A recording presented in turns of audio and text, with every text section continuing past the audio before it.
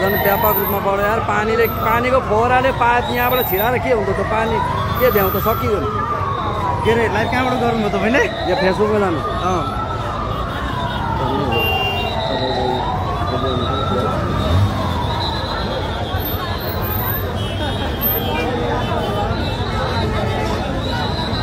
लाइभमा जानु।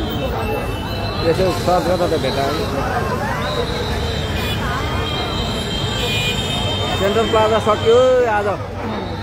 अब त केही उपाय भयो। त्यो मान्छेहरू कस्तो बियोसी मान्छेहरू छन् यार। सेन्ट्रल प्लाजा मान्छे तिनीहरू त जाने भयो त खेर त उहाँ त हो। त्यही त त्यो मान्छे त्यहाँ छ उभिरहेको।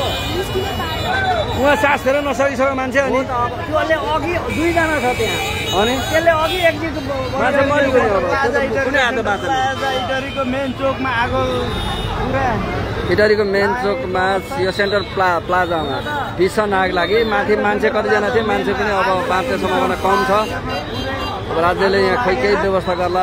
कसले डोरी पुर्याउने त्यो सम्भावना छैन। आगो सानो हुँदै भाग्नुपर्ने हो नि त यी मान्छेहरू यार। राम अब त अरू बिल्डिङलाई पनि खतरा भयो नि। हो त यिनीहरूलाई खतरा भयो। सबै यो लाइनै खतरा। सबै सटर बन्द भइसक्यो। दिशा लाग्छ।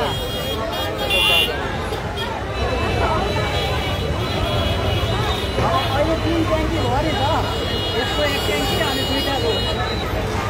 त्यो एकछिन सेलाउँछ, एकछिनमा त्यो पानीको फोहरा गरेर के 2टा फोहरा त हान्दैछ। 2टा दमकल आयो, पानी त हान्दैछ। अब फेरि एकताली मर्छ, फेरि जागिहाल्छ। मान्छेलाई धेरै भइसक्यो। प्रेस त डरै हान्नु पर्छ नि पानीको।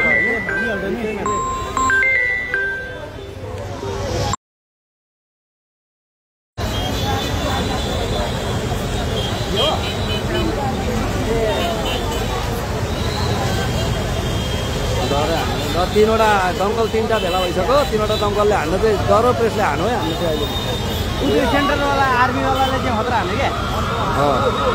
अर्को आयो।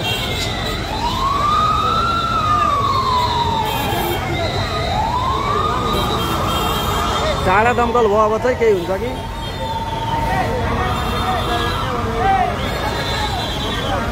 इटरीको मेन चोक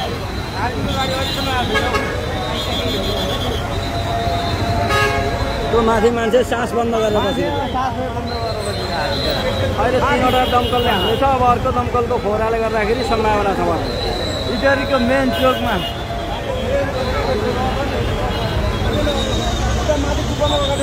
माथि टुप्पा गएको छ। माथि चोक पर्नै छ नि माथि।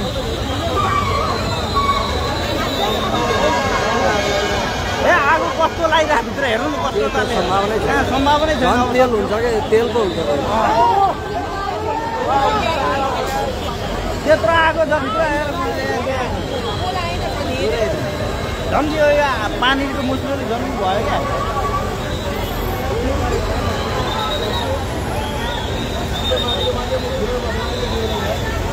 मान्छे अब मर्ने पनि लाग्छ रे। माथि मान्छे हो त्यो यो यतापट्टिकोले चिसाइहाल्यो है। मिला हान्न चाहिँ जोड गर्दा रहेछ नि यार। त्यो पुरै भित्र गइहाल्यो नि यार। त्यो भित्र फायर फाइटिङ ड्रोन लगाएर हाल्नुपर्ने क्या। ड्रोन लगाएर भित्र चाहिँ हाल्नुपर्ने क्या। नत्र त कहाँ यस्तो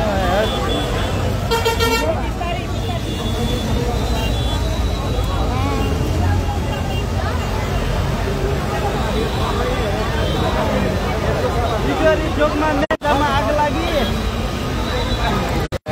भयो। आग लागि इटरी मेन सेन्ट्रल प्लाजामा सबैभन्दा ठुलोमा।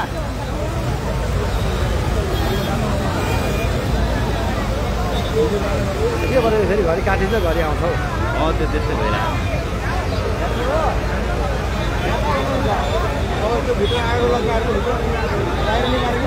भित्र पुरै गएको थियो क्या।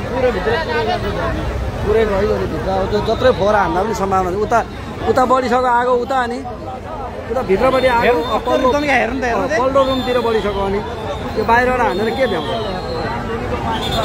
राम मान्छेहरूले उद्धार गर्नुपर्ने हो क्या यार। कोहीले उद्धारै गर्दैन।